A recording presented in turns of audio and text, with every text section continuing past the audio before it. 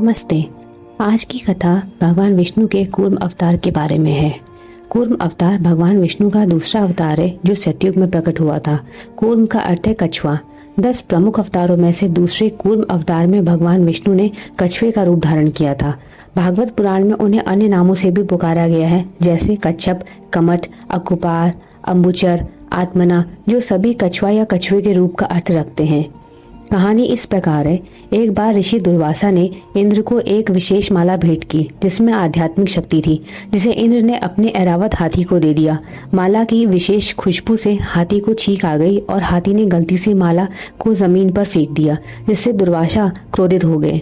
उन्होंने इंद्र को श्राप दिया कि वे अपने पद और देवलोक के ऐश्वर्य पर गर्विले हो गए हैं और उन्हें वृद्धावस्था और मृत्यु के अधीन होने का श्राप दिया। सभी देवता डर गए और धीरे धीरे असुर शक्तिशाली हो गए, लेकिन देवता अपनी शक्ति खोने लगे।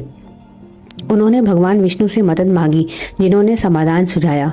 श्राप को हटाने के लिए देवताओं को अमृत प्राप्त करना आवश्यक था, जिसे समुद्र मंथन द्वारा निकाला जा सकता था। देवताओं ने असुरों के साथ मिलकर अमृत निकालने का निश्चय किया और इसे आपस में बांटने के लिए सहमत हो गए। समुद्र मंथन के लिए मंदर पर्वत को मथनी और वासुकी नाग को रस्सी के रूप में प्रयोग किया गया। विष्णु भगवान गरुड़ पर सवार होकर उड़ गए और मंदर पर्वत को अपने वाहन पर रखकर उसे समुद्र के मध्य तक पहुंचा दिया। वहां पहुंचने पर वासुकी ने मंदर पर्वत के चारों ओर कुंडली मार ली। भगवान विष्णु ने देवताओं को सलाह दी कि वे नाग के सिर की ओर से खींचे और असुरों को पूंछ की ओर से, लेकिन इसे अशुभ मानकर असुरों ने मना कर दिया।